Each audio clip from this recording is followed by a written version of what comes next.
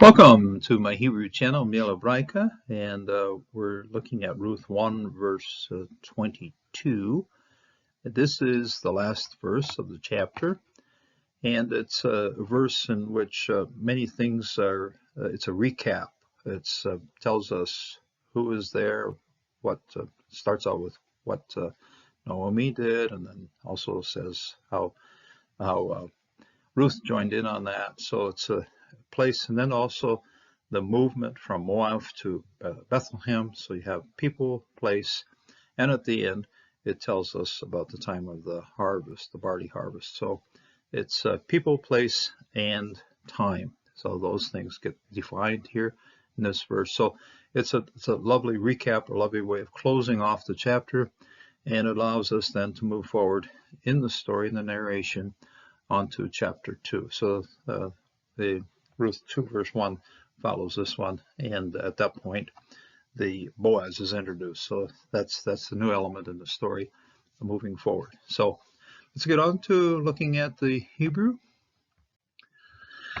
Most of this first line right here is the last part of 1 verse 21. Okay, Anna responded, testified against, okay, answered.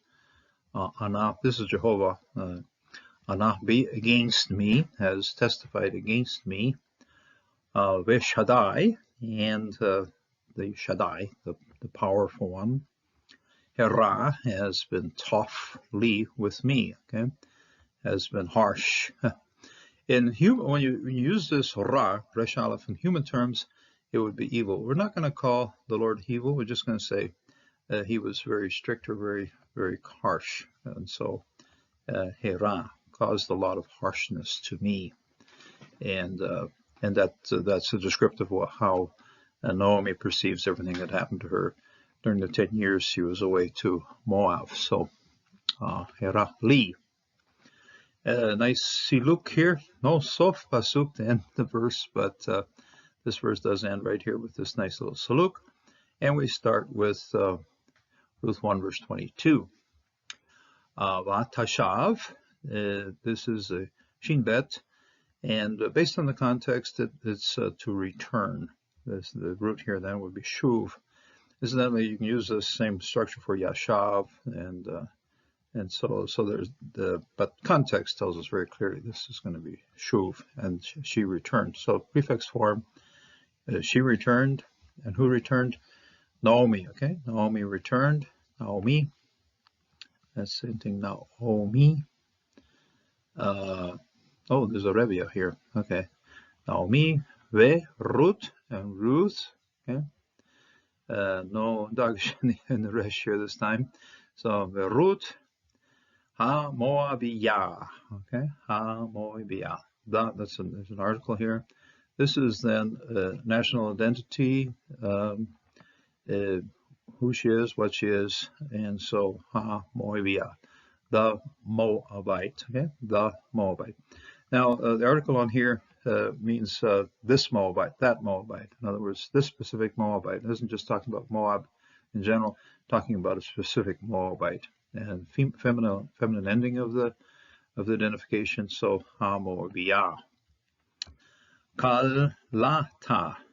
Now this is daughter-in-law, but just remind you that the word is formed from its root, if you look it up, would be kala, it would be kof lamet he, but you have a tau here making this construct form. And at the end of the construct form, we have a comments he, which is the suffix article on here. So kalata. So this is then the daughter-in-law, but kol is the one who makes it complete. Okay, the daughter-in-law, the bride who has to make the family complete. That's the role that this person has. It isn't just the title of a position, but it also, in Hebrew, it expresses a role. The person has to make the family complete.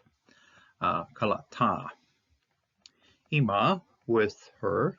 This is then a preposition with, and the same, actually exactly the same comments hey for this is daughter-in-law of her, and with her. Okay, so again the same thing here. Her, exactly the same pronoun suffixed onto this preposition.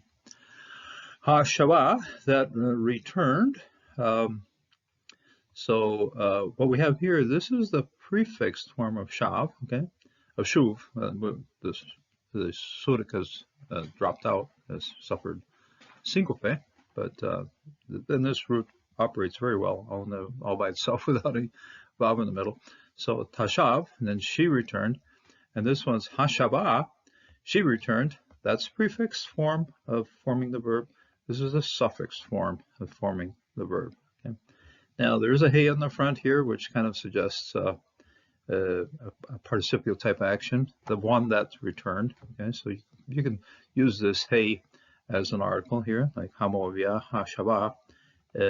Incidentally, they even double up the dagesh here with you have a dagesh here, a dagesh here. So that's an article in front, and here an article is used in front of a verb, but that means the one returned. Okay, the one returned. Mishde, from the fields. From fields. There's not a definite article on here, but it is definite because of the identification of Moab.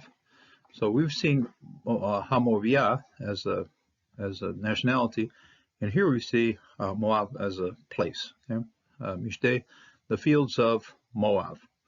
Our book constantly or consistently keeps the word shte, not referencing a town, not referencing nation, not saying anything about being an aretz or an amr, just simply shte. And that kind of keeps it on a very rural, a very simple setting. Doesn't change. Okay, so mishde, from the fields of Moab. Ve, hema, and then they. That's his independent pronoun here. They.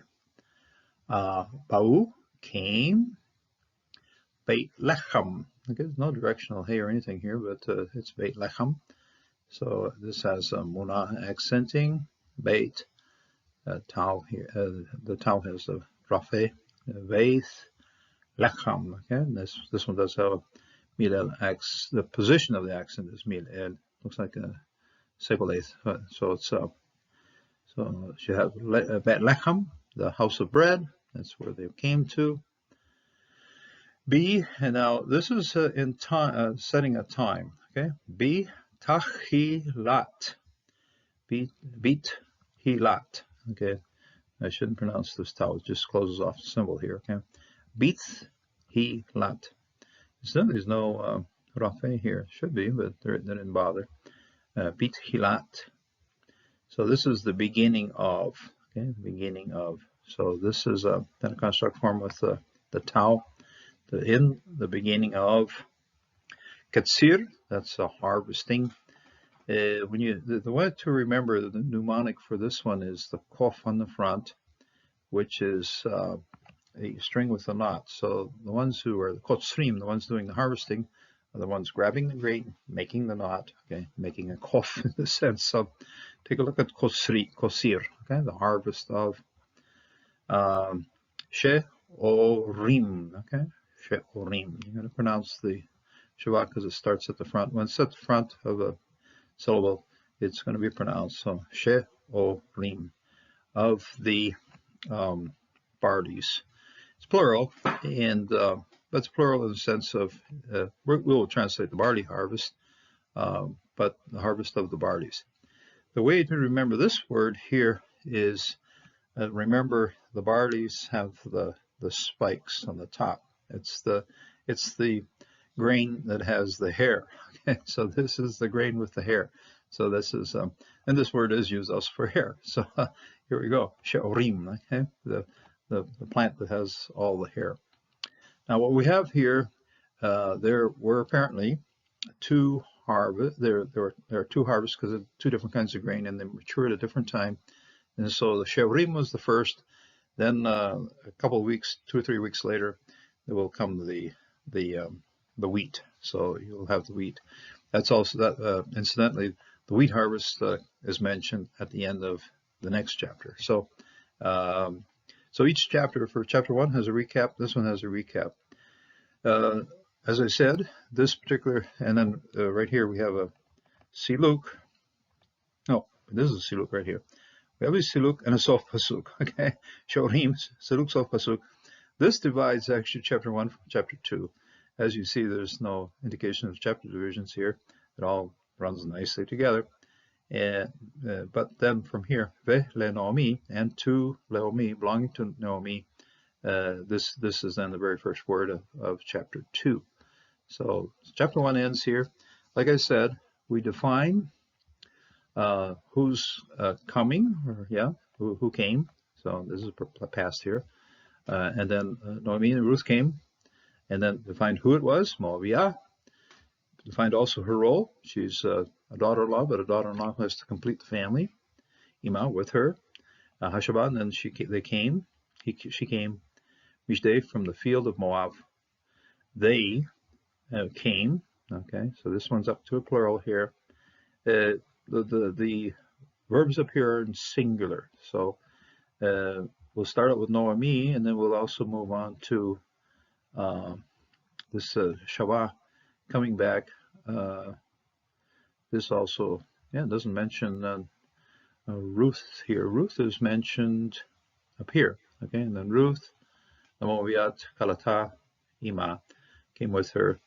Hashabah, and she came. Okay, so the subject of this particular verb is going to be Ruth then. Okay, Hashabah, she came. Mishdei from the fields of Moab. And then, so you have the first time you have Tashav, reference to Naomi. Second time you have Shavah, reference to Ruth, or subject of this next verb here, returning, is Ruth, and then moves on to they. They take up the plural here, also plural pronoun, plural verb, and then they came to Bethlehem at the start of the harvest of the barleys. So incidentally, this is going to appear at least 2 or 3 more times. It also appears on the sequence of Boaz giving grain to Ruth, and he gives shorim. Okay, so so we're going to see this one a couple more times in our story, and then this is the end. Then siluk sof pasuk, end of verse of chapter 1, and we begin here. So the author likes setting things in place, and I think that makes it for a stable, very nice story. We like to see where things are positioned, and things fall into place. Things are positioned. Timing is right. The place is right. People are right. And this is the work of the Lord bringing this all together. So may God bless. May God strengthen you in this day.